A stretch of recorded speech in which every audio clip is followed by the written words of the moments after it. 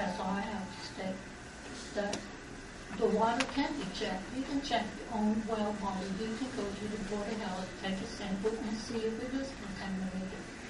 It only costs, I think, about $10. $1,000. $1,000 for a complete breakdown of water. Okay, I did not know the last time. No, but no different things, okay? That's all I got to say. Get some of the things. Yeah, they do employ people out of the county. Who doesn't employ people from out of the county? Thank you. Anyone else want to speak? Anybody else from the audience? I'm going to ask one more time. Yes. My name is Ginger Hansen, and I would like to hand this up front if somebody can send that out. That's on the importance of groundwater systems, not only to our community, but to the world. And I think that should be read by everyone, and you guys can pass it along. Pertinent to the particular aquifer, it says it's moderately susceptible where overlaying clay-rich till and residuum are thin or absent. I would think the board would want to know for sure whether this is thin or absent in this particular area of the dump.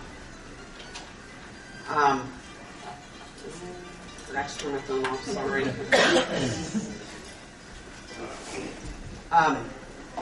The other thing that I want to point out is that the information on these particular aquifers also says because the aquifer systems have complex fracturing systems, once a contaminant has been introduced into a bedrock aquifer system, it will be difficult to track and remediate. The city of Greensburg, I'd like to use, I went to a regional water meeting, and one of the state departments was at one of the regional water meetings, and they were reporting, they had a report to the city of Greensburg at that particular time. And what I want to do is use that as an example of how state agencies, yes, they regulate. But for instance, this sheet that was handed out, and I have a copy of it if any of you would like to stop and see it, showed that the TTHMs, which are cancer causers, should not be above 80. They were 100.5 in a certain quarter. Okay, while it doesn't average out over the year to be higher than it should be, it's high during that quarter. That's a cancer causer. That's a state agency handing out that report. So it doesn't always mean that we're safe just because of that. I've also heard about the major contributions and the economic benefit that the dump has been. And I would like to point out, too, and Mr. Ernst is sitting here as president of the airport board, and I think he could verify this, that Decatur Hills is one of the 3 top reasons on the critical aircraft for expansion of our airport, which is at a cost of $32 million over the next 20 years. Of course, yes, there's going to say there's grants, but grants are still our tax money. So while there may be major benefits, there's also major costs that they're supporting here. And that's to fly their jet in, and according to their first letter of support, it was to fly it out to Indianapolis to do better business. And the second letter said to fly into Decatur County to do business. So we're not sure which way they're heading, but anyway, they will cost us as well. Thank you. Anyone else from the audience care to speak?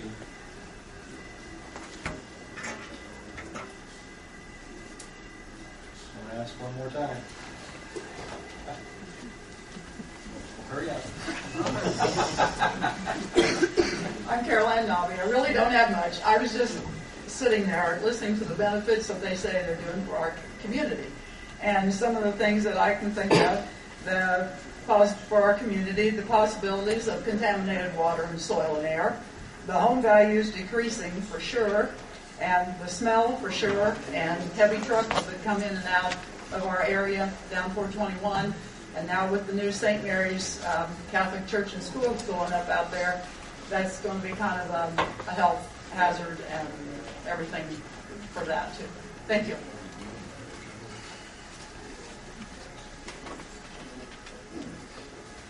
Anyone else from the audience?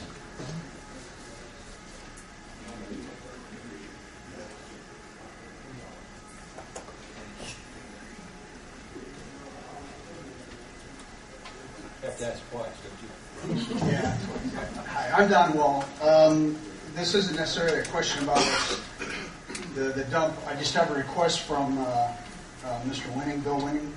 If you're planning to vote tonight, he requests that the letter that he sent you be read aloud and into the minutes. If you don't have a copy, I do have. We've got it in the minutes, and each member has a copy. We probably won't read it aloud, but it is in the minutes. So is there some And it is reason in you the don't record. want to read it aloud? Just ask it. I'm going to be asked to. So is there a reason you're not going to read it to the audience? If he were here, he'd make these comments himself.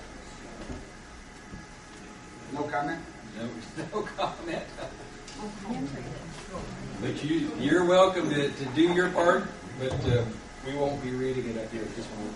Okay, let me ask you one other question. Yes, sir. Do you plan on voting yes or no on this tonight? We'll decide when we get to that part. Well, That remains to be seen as of yet. Anybody can ask, anybody on the board or the petitioners may ask to have this tabled to the next meeting. okay. Rest assured, each and every one of the members have a copy of that, and there is a copy of that letter in the records of this meeting. Yeah, but I think it's important too. I've heard some comments tonight about the board members and their positions on things, and this certainly gives Bill's position on this issue. And I think it's pertinent that everybody understand, where the people making the decision stand on different things. I mean, this is obviously a big deal to the area and the community. It certainly is to me, and obviously to folks speaking here tonight. So we'll take 2 minutes and read this, and it won't take long. I left an email with David Newman's office in mid-November that I would not be able to attend this meeting due to mandatory training classes. I consider this petition to be a majorly important decision for our community. In regards to this matter, I would like to submit this letter to be read and to be part of our official minutes and my official vote on this matter. I'm going to vote no to rezoning this property from A1 to I2 zoning classification for landfill use. I have researched this issue and I have deep concerns for the safety and welfare of every individual in this county. The risk of enlarging this landfill to the size illustrated as requested is very disturbing to me. If the residents of our county were asked if they realize that 80% of what goes in our landfill came from outside of our county, I believe that they would confirm that they had no awareness of the situation. I realize there are control measures in place to make sure that all precautions are taken, but even with that, I feel that the risk to our community is still too high. Water is a commodity that needs to be protected. We're currently in pursuit of a regional water initiative for our area.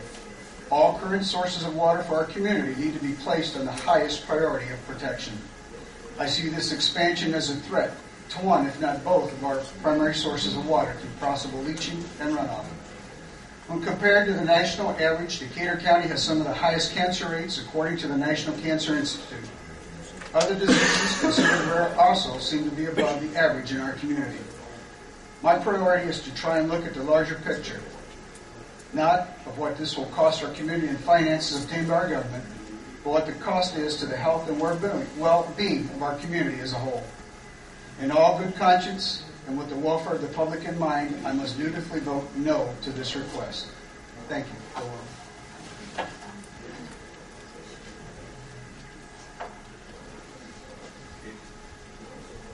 Anybody else in the audience care to speak?